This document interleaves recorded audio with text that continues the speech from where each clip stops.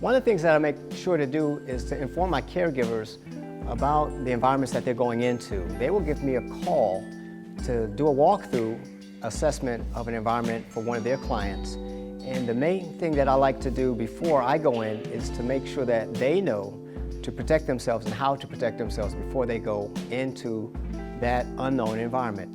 One of the most important things I tell them is that make sure that you put on some shoe covers.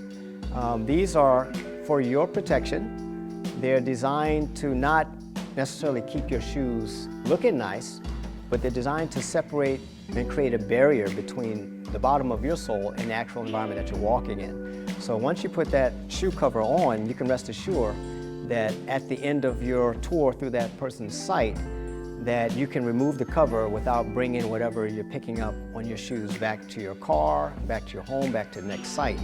And that's very important. Also, when people are going into hoarded environments, it's the same thing that when you have an accumulation of dust, accumulation of items and different objects that have been stationary for a long period of time, you have also accumulation of dust and activity that has taken place that's on the bottom of the stack. So it wouldn't be unusual for me to go doing a decluttering, a decontamination of a home that's cluttered, to find at the bottom of the piles of debris dead mice, dead spiders, fecal matter from rodents, urine stains from rodents. You see things that they've chewed up, and there's food spillage and waste.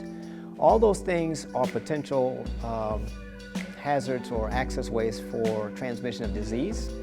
And as you're walking through those sites, you don't have any indication of what is actually there. So shoe covers, definitely on the feet. Also masks we put on to cover your nose and mouth from anything that you may loosen up into the air when you're moving these items.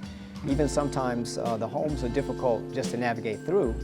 You may find yourself having to move and shuffle some of the things, items out of the way. And in the process of you doing that, you're going to release the dust that has fallen on these items that have been sitting there for God knows how long. And this can be something that will end up inside of your lungs, of course, because you're breathing when you're in that space. So cover your mouth, cover your shoes, and then also, thirdly, cover your hands. I advise people to wear latex gloves, or if they have rubber gloves, that's fine. Once you get inside the resident's home, the doorknobs could be dirty. The doorknobs could be infected. The light switches could have filth on them. Sometimes people put their hands on the door to push the door open. So you want to be mindful that you don't necessarily want to touch any of the items there, but you want to make sure that you get a chance to make an accurate assessment of what you see there. I had a job that I did an evaluation for, I guess it was maybe 4 or 5 months ago. The situation was the lady had cancer. She had cancer in her uterus. And as a result of her having cancer in the uterus, she lost blood in her bed. She lost blood on the carpet, throughout the bathroom, and you can see where she's been struggling in that home because she lived alone. And she's struggling to get to the bathroom and struggling to get through the house, and wherever things got spilled, that's where they got spilled. And she did not have the energy nor the mental capacity to understand that she's now creating a potential health hazard for herself from her own body. So going into environments where there's been spillages of blood, leakages from your stool, leakages from your bladder, it could be an epidemic waiting to happen if you don't go in and protect yourself properly. You don't want to take that to another patient's home if they have cancer or some other type of disease where the immune system is weakened, because they're very vulnerable.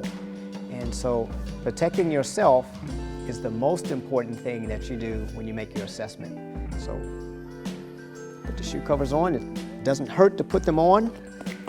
People kind of think it's interesting that when I show up, I put my shoe covers on, and I let them know that I'm protecting myself from you.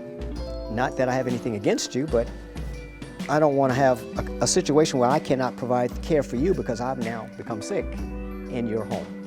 And so the work that I do has a certain level of risk involved. It's actually a high level of risk because I'm going into unknown environments that have unknown levels of a microscopic or microorganic activity involved. The equipment and supplies that I use, some of the chemicals that I use also, are designed to eradicate 99.9% of all types of microorganisms that may be either in the air or on the surfaces. So I use air and surface purification devices, and I use products that will actually clean the surfaces from the debris. So I'm advising and recommending that you protect yourself, just as I will always protect myself when I'm going into that environment to make it safe and healthy for you and for your patient.